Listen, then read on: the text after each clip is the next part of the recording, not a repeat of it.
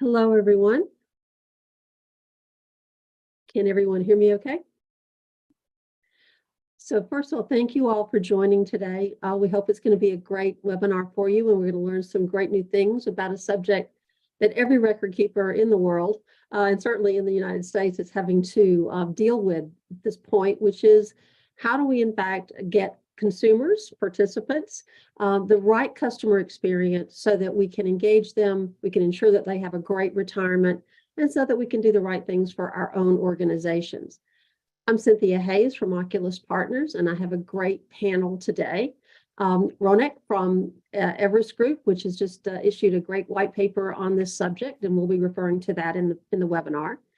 We have Sagar from Congruent, who is the product owner, and I've had the privilege to work with a number of times here. Claudia Stepp, who has also from Oculus Partners as a consultant. She's had lots of experience with lots of different firms, including Prudential and Empower and JP Morgan and others. And so she'll be bringing that expertise to the table today. And Jason from Lincoln Financial, who is head of IT there for their retirement business. And so we'll get a very strong technology perspective, I think, from today. So we're going to just jump right in. If any of you have questions that you would like to submit, please go to the Q&A on your Zoom bar and put those questions into the Q&A, and we will try to address them as we can throughout the presentation. I wanted to start just a little bit with Ronak because I'd like you to look just a little bit at your white paper and tell us what you think are the really big takeaways. Yeah, thank you, Cynthia. And again, hi, everyone. When we started doing this research, we had a strong hypothesis around experience being a key theme, and we looked at the top 25 providers in the US region, and we started assessing their investments into experience as a theme. And we saw that personalization was the #1 agenda. And we started to kind of unlock that and unpack that further. One of the things that started coming is a strong realization that you need to be aligned to the different personas, and the number of personas are increasing. So you're basically trying to kind of align to these needs of these different personas, the number of channels that you're kind of trying to deliver these experiences, and also products. The products are stable, but they're still evolving, and they're driving personalization in the product. So this products into channels into personas, this P into C into N equation has been increasing quite a bit. And how do you then the key theme that became is how do I have the right data and the processes in place to kind of personalize at scale, right? So the data-driven personalization at scale became the key thing. And that's where the data around persona became a very important thing. And specifically in this research, we started diving deeper into it, which is what are these different personas? And we took a very simple approach to kind of articulate that, which was let's look at lifestyle journeys, right? If in different stages of your life, what are the themes that you kind of go through? And we started looking at it. A young working professional, what are their needs versus somebody who's a mid-career working professional versus somebody who's going to retire in the next decade or so, and somebody who's already retired, what are their different needs? Again, there's fascinating statistics around overall retirement gap that we see, almost 25% retirement gap, access to financial advice, and advice that is more personalized to their lifestyle needs, their health needs as they're kind of going on to these journeys. And that combination is what we were really excited to kind of uncouple and kind of analyze further as we did this assessments in the area. Great. Thank you, Ronak. And I would encourage you to also look at that white paper if you haven't had a chance to do that. You will get access to it as a registrant for this webinar. I would like to do something really quickly here so that we can make sure our panelists can focus their remarks to things that the audience has on their minds. And I'd like to set up a quick poll on a couple of questions. If you could launch that poll for me. We want to address two different questions. The first is, what segment of participants, as Everest has defined it in this white paper, which segment do you find the most difficult to serve? And we'd like you to choose one of those. And then which segment do you find the easiest to serve? And we'll try to address whatever the group's answer is in a little bit more detail as we go through here. So I'll give you just a few minutes to put in your answer, and then please let us know what the answers are as you finish out the submissions.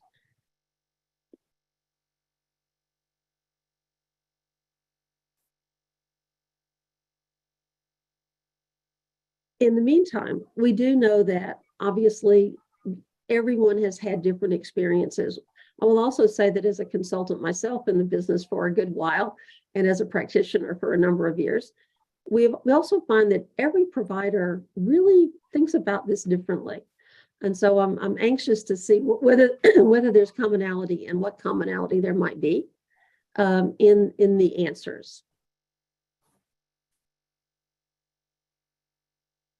Are you able to show us some results yet? Wow. Okay. Well, this would be indicative that every provider does see this differently. I think everybody has selected a fairly good balance across all of the choices here in terms of the young working may have a little bit of an edge. But can you scroll a little bit on the poll to see on the answers so we can see the bottom, or I guess I can do that. There we go. I was able to do it. Wow. But the one that you find the easiest is mid-career, which is great. It's a good, obviously, sector of the group here, but I'm particularly want to focus here on the fact that retirees is such a low ranking in terms of it is definitely not the easiest to serve. And I think everybody has a very strong bias that that's the case. Again, not unexpected, but we do believe that from a persona perspective, these folks are hardest and the providers are struggling with that generally. Thank you for that. So we're going to close that poll. And I'd like to start, Claudia, with you a little bit. And I'd like you to sort of address a couple of things for me. In terms of your experience across, again, a number of providers as a consultant and a practitioner, what do you see as being the priority? How much of a priority is participant CX generally, and how is that being reflected?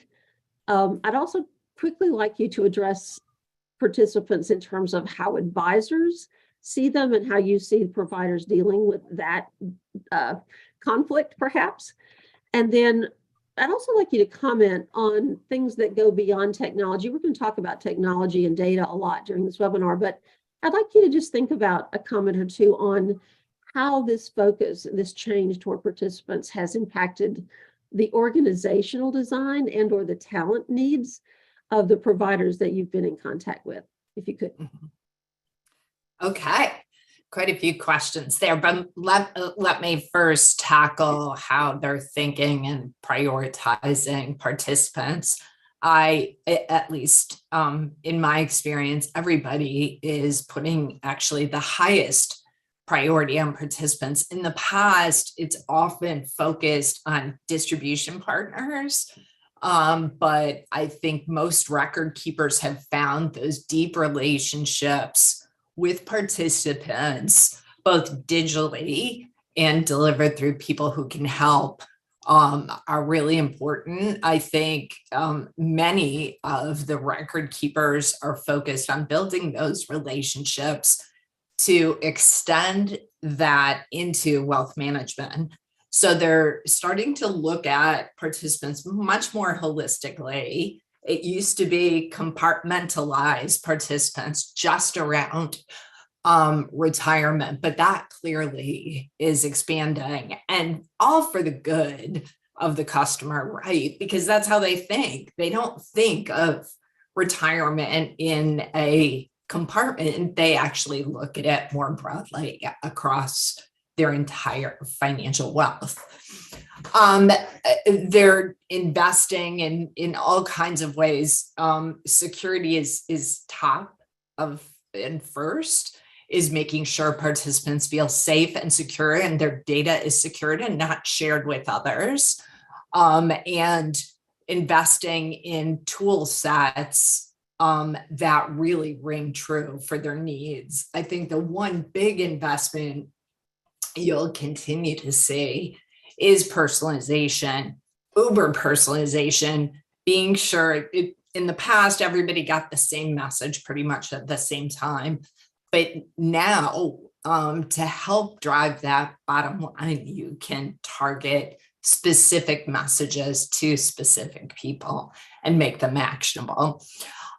Your question on advisors is obviously a good one. Even this retirement specialists in the past, and I'm sure there's a few out there listening, did not focus on wealth management. They really, plan sponsors were at the heart of their service model, and they're starting to expand broadly, many of them quite broadly, into wealth management. It's just a higher margin business. It extends that life of the individual and adds value actually to the sponsors, because the sponsors are looking for much more robust capabilities. But when those advisors are building that wealth management, you think about those record keepers that I just said, participants are their number one priority. That definitely can create tension. So setting rules in place, how people engage, making sure that there's something in it for everyone. Really competed with the other directly. Usually advisors are for the higher net worth executives versus others. Beyond tech, it's people driven, right? You need the people who can help for sure. So you're starting to see that people are bringing in skill sets of individuals, especially to the point of the poll around pre-retirees and retirees who can focus and have conversations with individuals about those challenges in that life stage. Great. Do you have any predictions on where you think the advisor-provider tension is going to go over the next 5 years? I think it's going to continue. That's my prediction. Do you think it's going to influence how providers invest in CX, or do you not think that? I do. I think that they realize that customer experience end to end, every touch point really, really matters. There was a study done years ago, one bad experience and 10% of your customers leave, two bad experiences and 75% of your customers leave. So you have to think about every single touch point and engagement. So they're absolutely investing in each of those touch points. Great. Jason, let me turn to you a little bit and let's talk a little bit about what's happening at Lincoln and generally what you've seen as a practitioner in the industry. What's the focus of Lincoln today in terms of its investment in participant CX? How does it fit into your overall technology roadmap and priorities?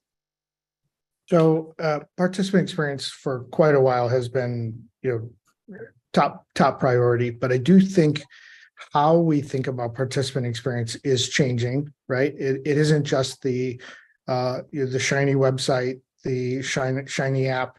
It's what can those websites, what can those apps do? What capabilities can we provide? Going beyond the basics that used to be front and center. Definitely those, the journeys and the things that we were talking about that are in the white paper are very, very real.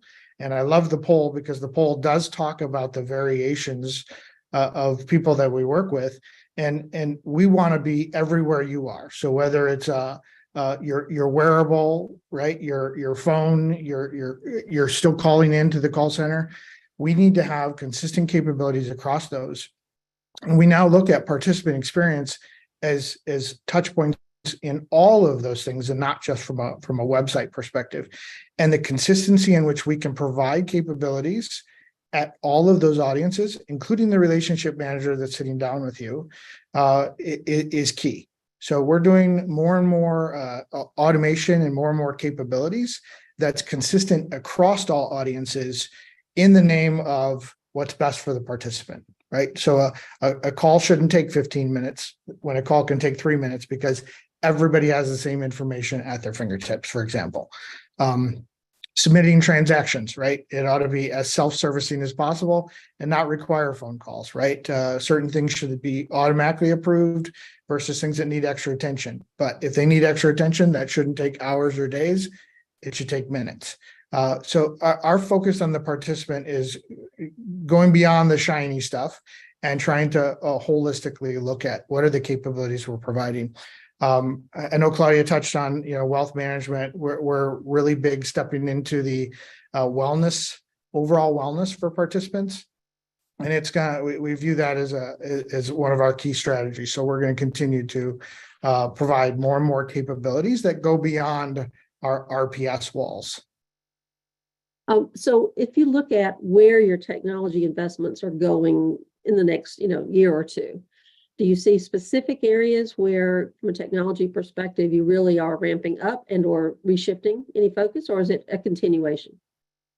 Yeah, a lot of it is a shift we're modernizing. That's a big shift of ours, is modernizing our overall stack. We're definitely seeing a big shift in data where we're lifting more out of our administration systems. I'm sure everybody that lives in the IT world or operations world is exposed to numerous administration systems.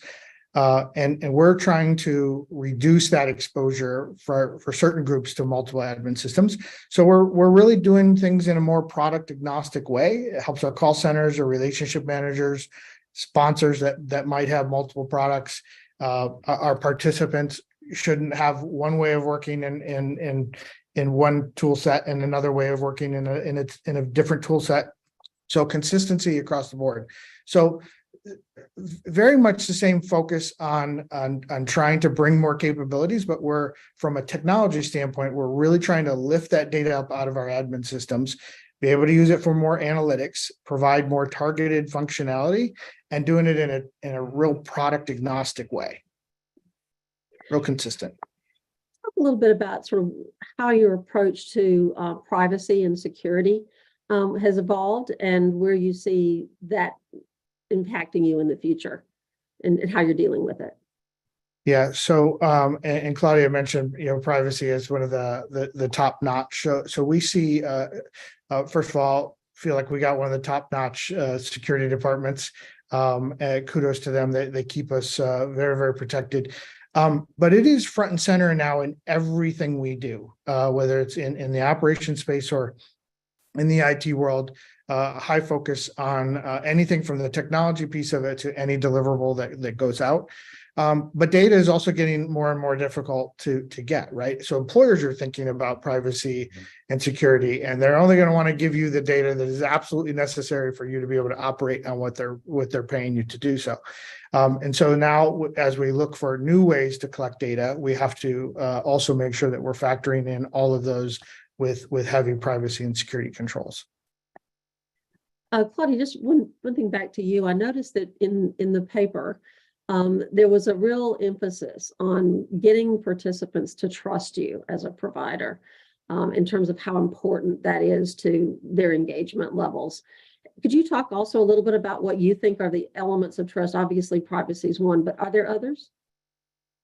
Yeah, I mean, they're very concerned about their employer seeing the information. They actually want to see a holistic view of their financial life, as I mentioned earlier, but they're very concerned about their employer having access to those things.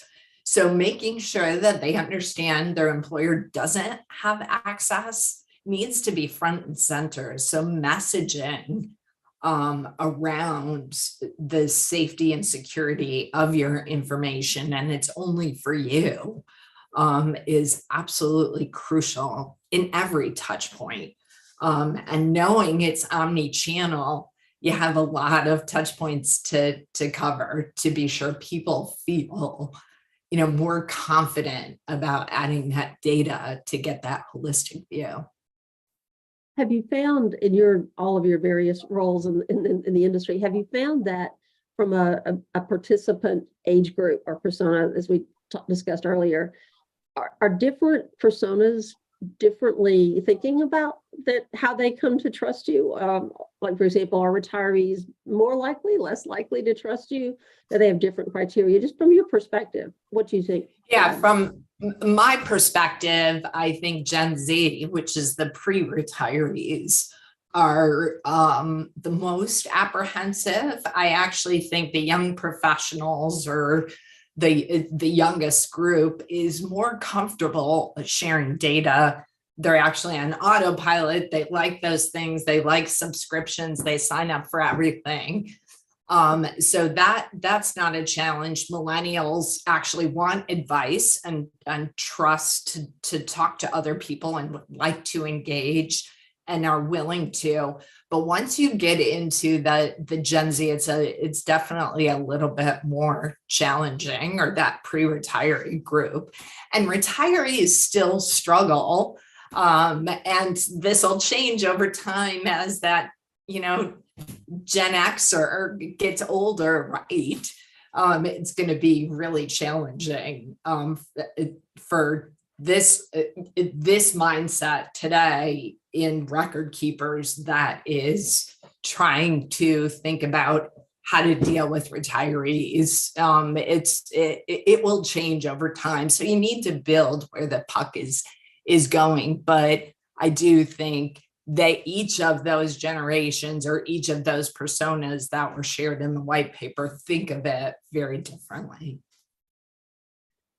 Just a question then, as you think, and this is Ronak for you, really, as you looked at those personas, I know you called out very different needs and very different attitudes about it. Could you just give us a quick view of what you saw as the biggest differences between those four groups?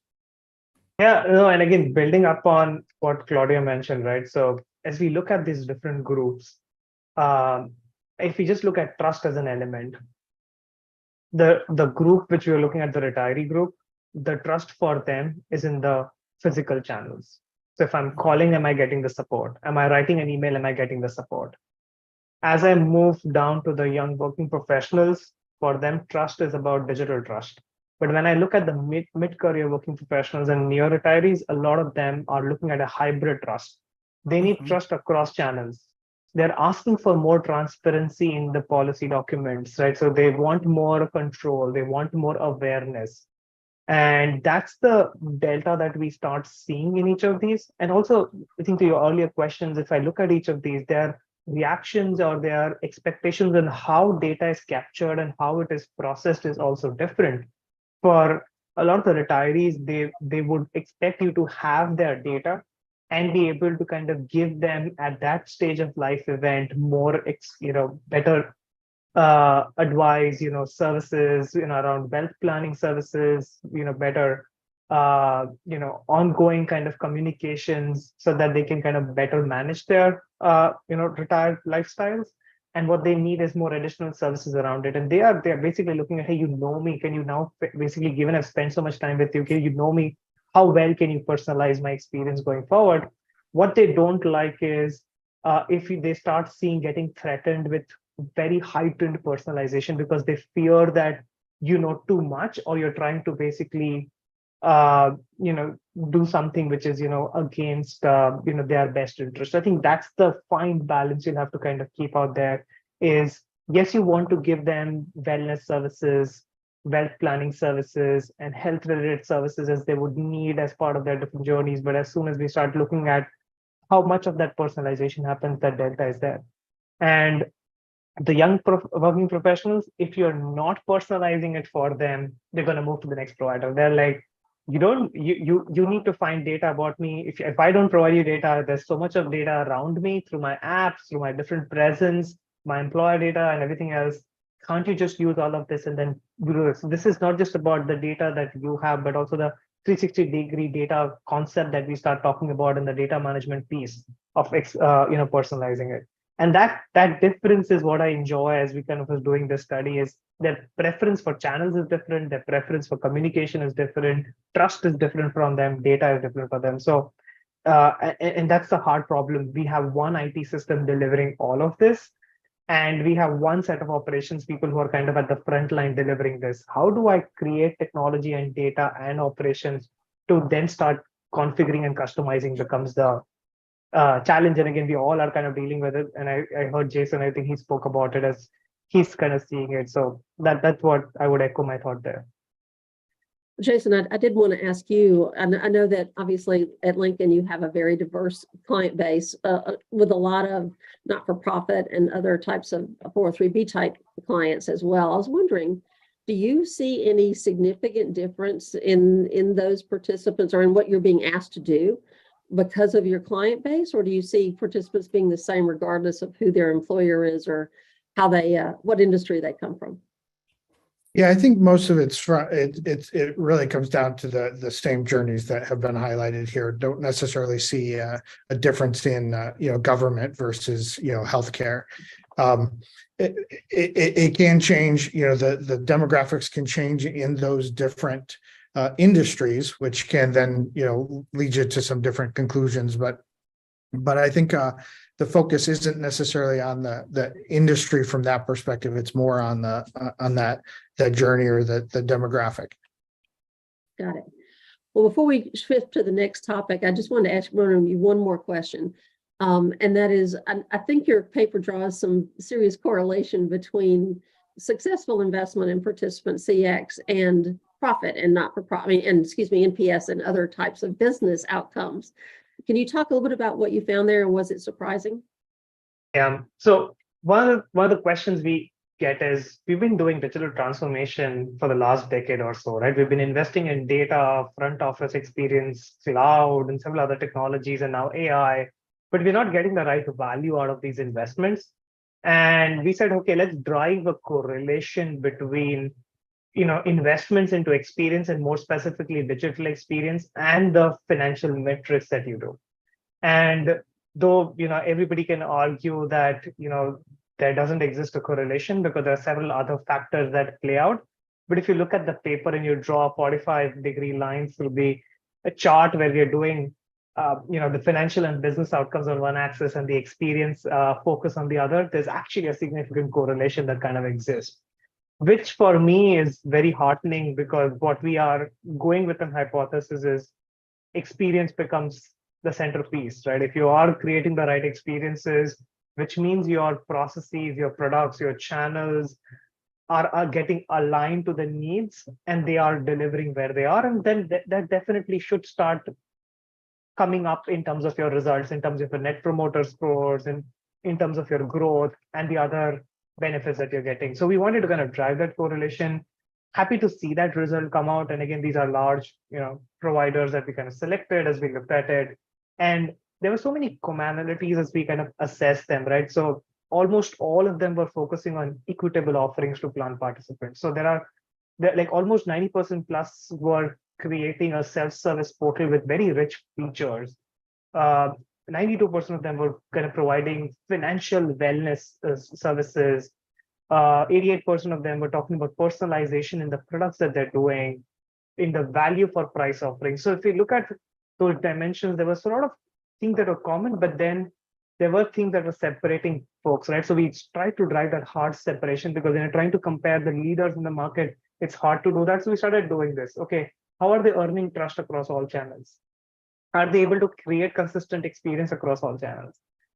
If you're talking about trust, how are kind of, the trust factor changes as we look at, trust on one channel versus hybrid trust. So I think those aspects is what we started, and we kind of tried to drive that correlation. So it was a good exercise. And again, I'm happy it kind of, came up as a high correlation between business objectives. So if anybody takes, I think a key takeaway from the paper is invest in experience, business will follow. So I do want to ask a question, Claudia. I'll ask you first, and we'll shift into the next category here. But if you look at the history of this industry, right, we still constantly go into providers and we hear them say, we just can't get participants to engage. We just can't get participants to engage, regardless of the channel.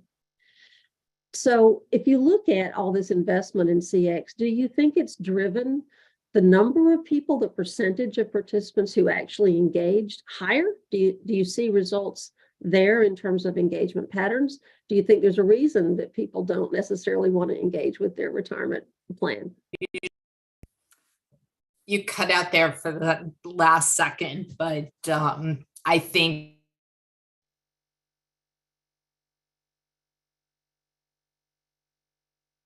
Whoops. Did you lose me? Yeah, we got you back. Okay. At least my experience has been engagement definitely has gone up over time because it's much more personalized. You're targeting.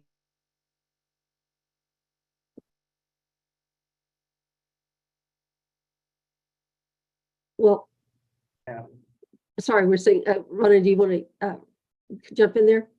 Yeah, I will jump in. And again, I was kind of, wanted to continue. I think Claudia's back, I think. Yeah. Claudia, we lost you for a second. Okay. I think it's, as I was saying, I think we've definitely seen engagement go up because personalization is much more targeted through the channels of engagement of those individuals.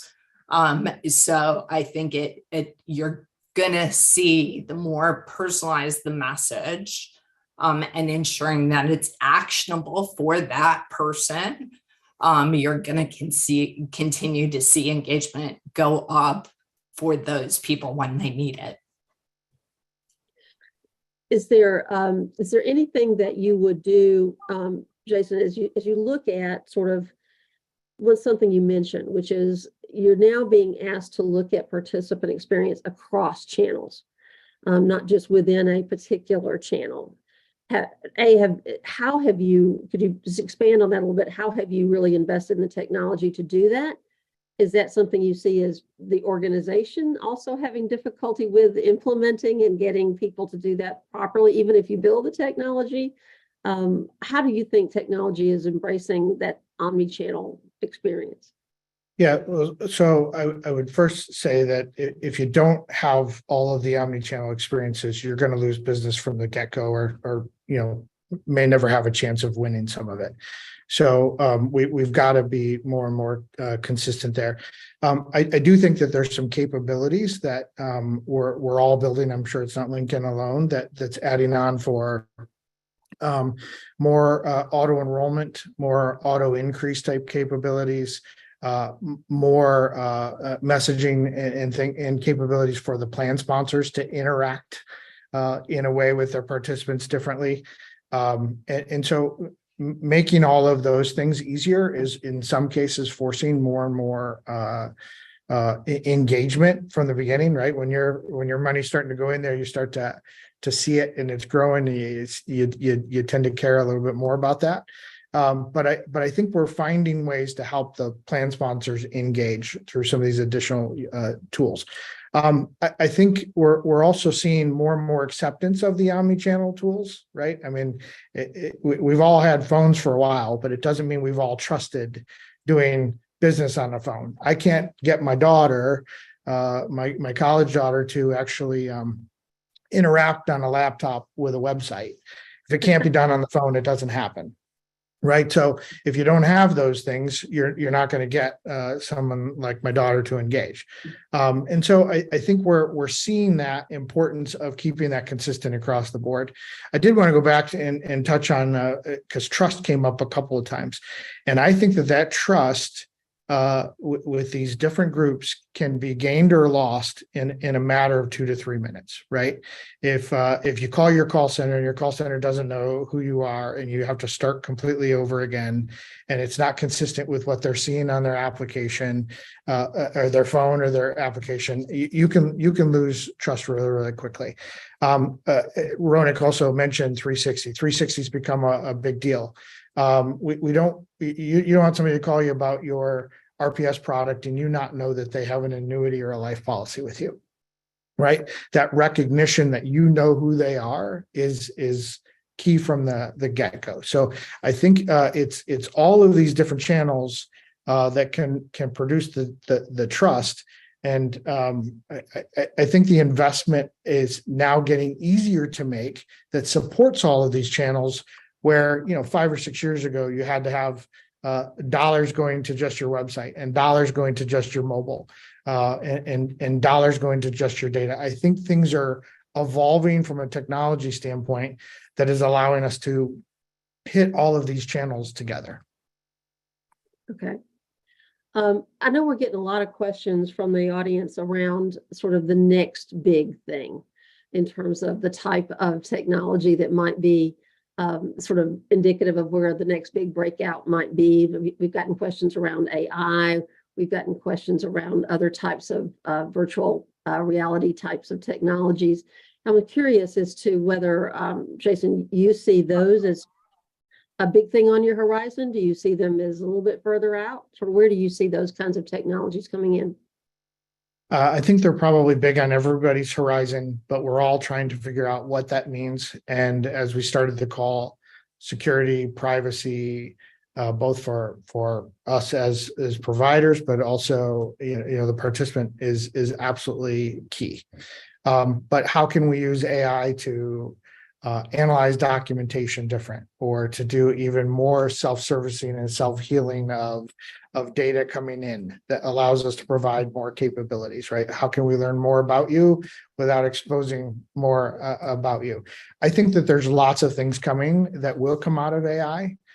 We're going to step into it like everybody else in a very, very cautious, protective way, which I think is what we're seeing across. I mean, even the big tech firms are stepping lightly, but we're definitely going to be a big part of the movement. Claudia, one of the things I wanted to ask you also is you've gotten to see things obviously from a multiple perspectives. When you see where providers are in their thinking of sort of the next horizon of technology, how differently do you think providers see that, and where do you think they are in terms of where they're thinking? Yeah, I think similar to Jason, when you talk about AI, I think they're looking at AI, especially for operational efficiencies, basic call center administrative functions. You think of chatbots and taking those to the next level. But I do think they're thinking of providing the basics down those channels and still thinking about people who can help for those moments that really, really matter. Because when you think about an individual, not everything, there's lots of data, but not enough data to make some of those very tough decisions, especially for pre-retirees and retirees. So I do think they're looking at very robust capabilities to really streamline all the other pieces so they can invest in those touch points that really matter.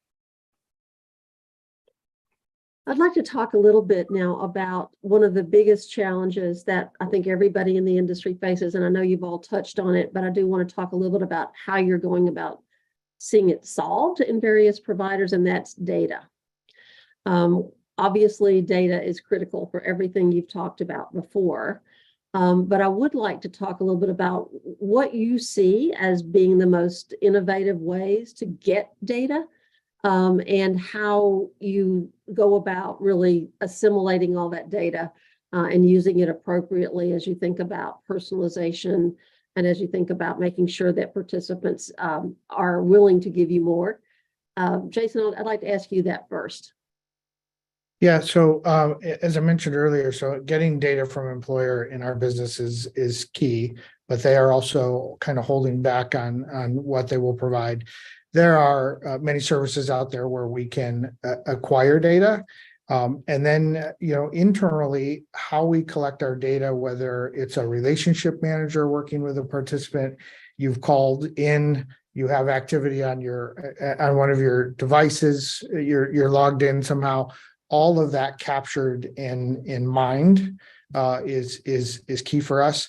Our wellness program is collecting data, and Ronak mentioned earlier that there's a group that if you show too much personalization, you're going to scare them off. If it's personalization that they've set you up for by answering some questions and digging in deeper, that becomes some of the most valuable data you have. You start to learn how to grow with them, right from the beginning, and you can build a whole journey for years to come with them. So there's multiple ways we acquire it. One of the things I also mentioned earlier is we've moved out of the store everything in admin systems, right, specific to the participant that's in that product at this point in time, and really tried to bring that up and really kind of look at that as a client 360, including how do we think about clients and collect information on people that may not be a participant today, right?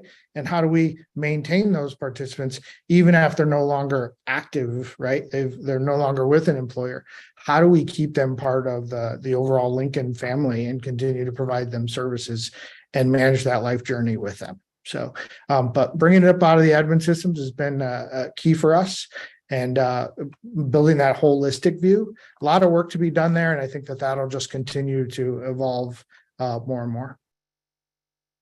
Claudia, I'd like to ask you a little bit of a different question, which is from your perspective, I know data ownership has been a big challenge in the industry, sometimes legal challenges, sometimes just arguments about internal ownership, and sometimes it's discussions with external parties like advisors and TPAs and others. Can you give us your view of sort of how you see data ownership attitudes evolving? Yeah, I do see it evolving. Sponsors upfront, working with payroll providers as a partner, being able to give data with great caution, as we talked about earlier. But what I'm finding is back to the individual giving data little bits at a time. They're willing to do that. And access to that data, I think, will continue to be limited. I don't think you're going to see record keepers be willing to say, advisor, here's full access to the data, especially when it comes to an individual giving you access. It's going to have to come from the individual, and that ownership, I think, goes back to that individual. I think Jason said it at the very beginning of the discussion, is the sponsor is going to give you the data they need to administer their plan. They'd like to expand it a little bit, but they're going to move with caution. So, but I don't think they think the record keeper owns it. I think you have to convince the individual participant that there's value behind it. So ownership becomes very gray. Not a perfect answer, but I do think it continues to be gray. All right. Sagar, I'd like to turn to you, not last but not least, by any stretch. A couple of things I wanted to follow on here, and that is, you know, we've been talking a lot about how important all these investments are, how much money is going into investments here. As you look at a provider who's small, how do you think they can compete with the folks who are able to put obviously tens and even hundreds of millions of dollars into this effort? Sure. See, in my opinion, I don't think it's, whether you're big or small, it's not feasible for a single company to stay abreast of all of the technology and innovations, just because of the sheer pace at which it's moving, as well as the number of resources that you need to, keep up with trends and so on. I actually think smaller companies are better placed just because of their size to be able to move forward. Because ultimately, everybody is going to have to partner with somebody, or integrate. Third-party integrations is probably the way to go. So we, as a technology solution provider today, we integrate with different third-party providers for specific aspects of record keeping, knowing fully well that they probably excel in those specific areas and continue to develop their offerings. So I really can't stress enough on the third-party integrations and the importance of strategic partnerships in this area. And I think big or small, that'll be the way to go. As you look at how you've had to interact with providers who are trying to implement new technologies, third-party partnerships, et cetera, what do you think are sort of the keys to success, and what are the big things that people should avoid or should understand are going to really set that kind of process back? So a couple of things there. I think number one, not to sound cliche, is really to have a clear vision or a strategy. And by that, I mean, we really need the business ops and IT to back together, right? Oftentimes, if it's a business initiative and there is no IT support, it's bound to fail. So we've seen companies where there's a group buy-in, the success is much higher. I've also seen companies where there's a dedicated program manager who's first of all able to take decisions and empowered to take quick decisions. That helps quite a bit. And I think the ability to really prioritize things also helps. So when I talk about prioritization, it's either a prioritization of builds, releases, organizational readiness, change management, and really juggling all of those balls. And I've also seen that a phased approach sometimes helps as opposed to a big bang, where you get to realize value much earlier in the stage, and then you continue to increasingly add functionality and bring in specific books of businesses at a later stage. I think these are some best practices that I've seen. In terms of trying to convince participants that secure data exchanges are better than things like emails or other ways of communicating, have you seen any way that providers have helped participants in how they use some of these technologies and how they bring them forward? And again, why they wouldn't just want to email somebody or why they wouldn't just want to chat with somebody? They really would want to use a secure channel to do that. Any thoughts there, Jason or Sagar particularly?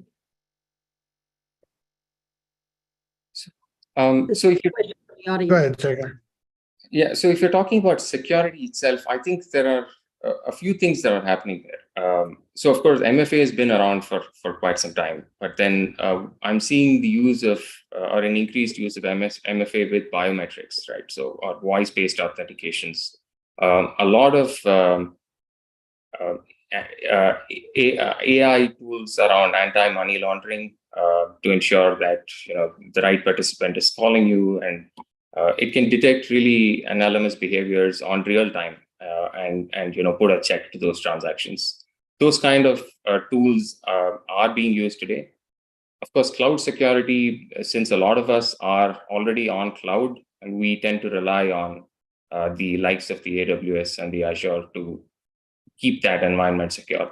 And they've come a long way in terms of their encryption, their access controls, and even monitoring of the overall situation on the cloud. So I think it's fairly robust in terms of security. Of course, you do have an odd breach, but I guess that just makes everybody stronger. Great.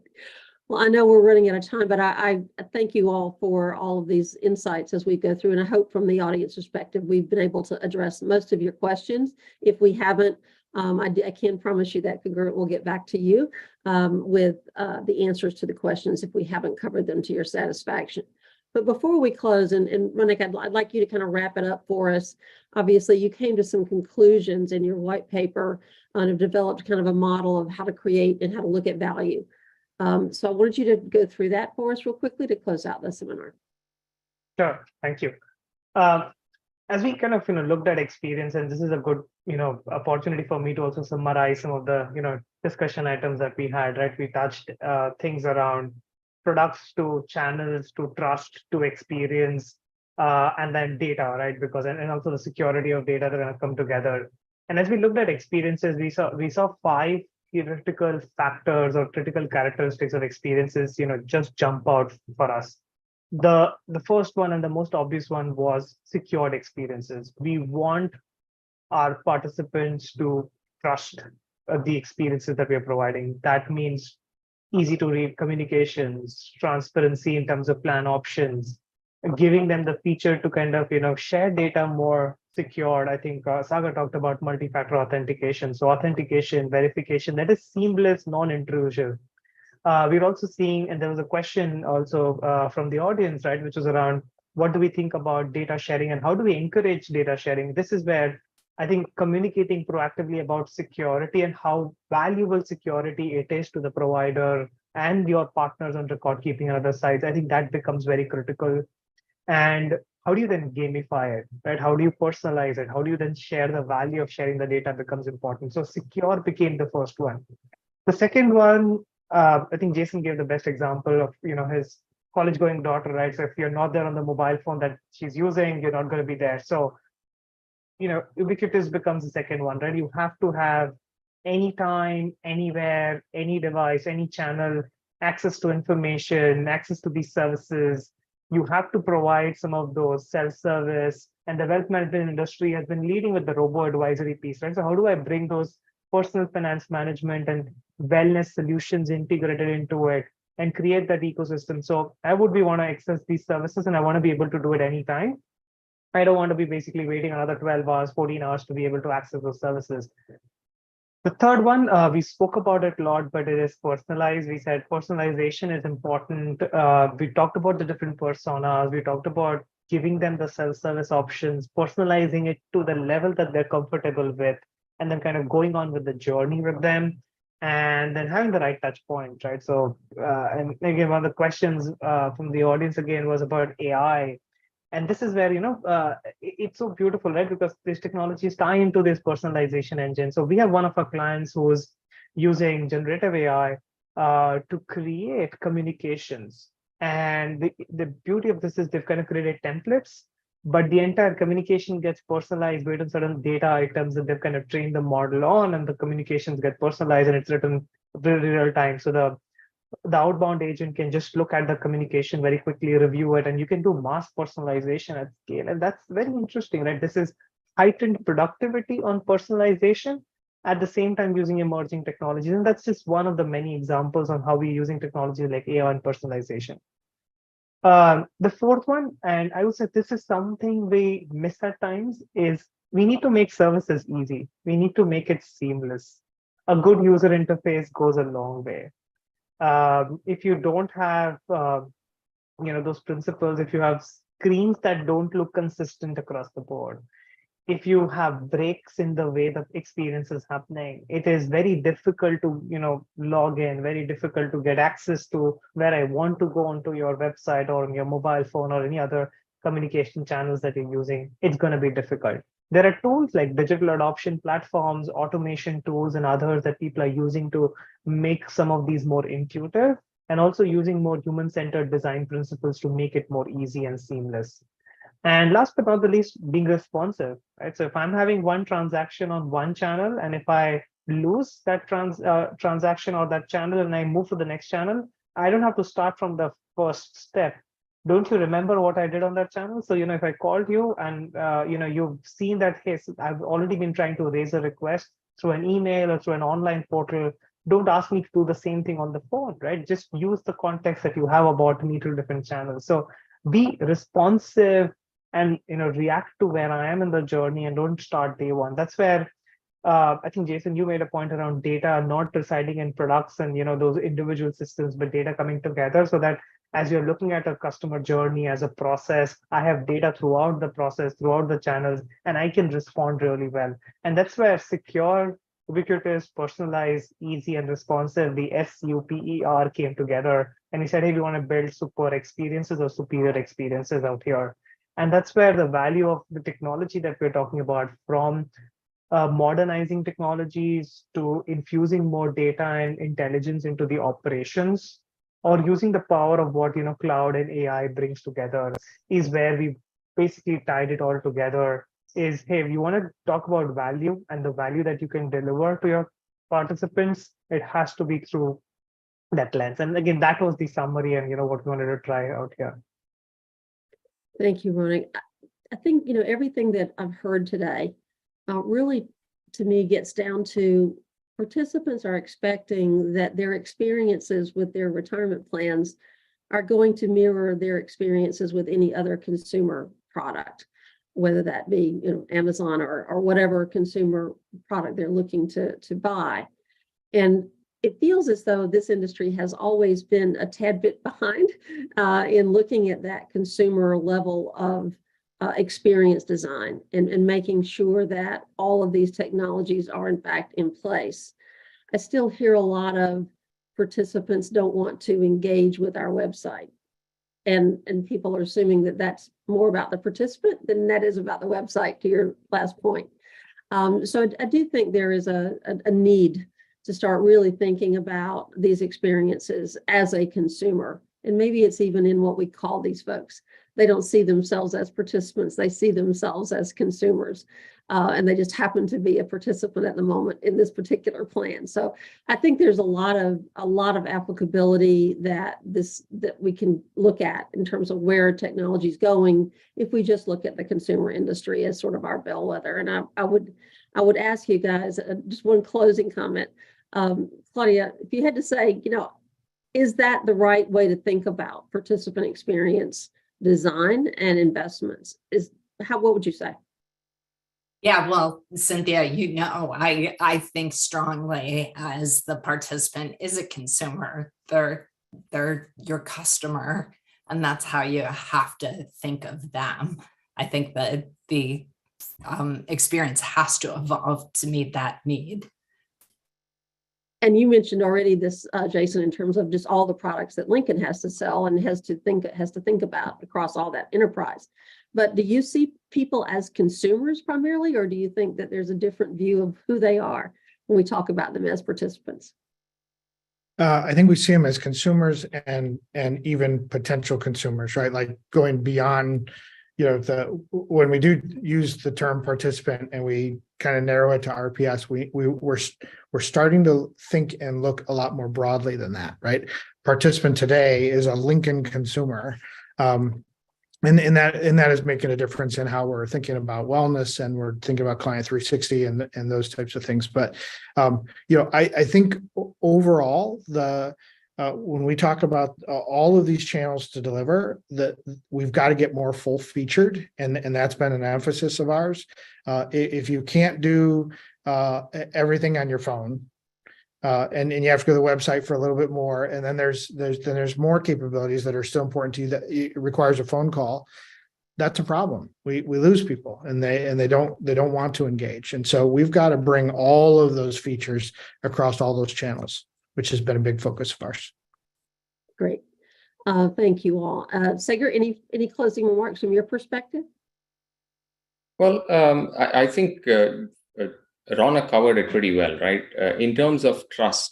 So I think the new age fintech apps really gave us an experience which is customer centric and transparent, and they set the bar really, really high. And in fact, there was a study by Bain which said that people trust tech companies much more than they trust their banks. So I think we're all playing catch up, and in just a couple of years, we'll have the Gen Z coming in, and we'll really have to nail that CX, make it really transparent, and be really customer centric, or we're going to be losing a lot of that business from that entire group. Great. Well, thank you again to my panelists. Thank you all again for attending this webinar. A couple of closing remarks. First is, if you do have any questions, again, please submit them through the Q&A, and we will get back to you with a written answer or a contact. And then finally, those of you who have registered and attended will get a copy of the Everest white paper. And then what we'd like to be able to do as we close the webinar is to have you take a final poll in terms of how valuable you found this and how you felt it was a good use of your time. So I'm going to let you all answer that poll, if you will, for the next few minutes. And again, thank you for the panelists, and we will log off. But again, the poll will stay open for a few more minutes. Again, thank you for your attendance today. We appreciate it. Thank you.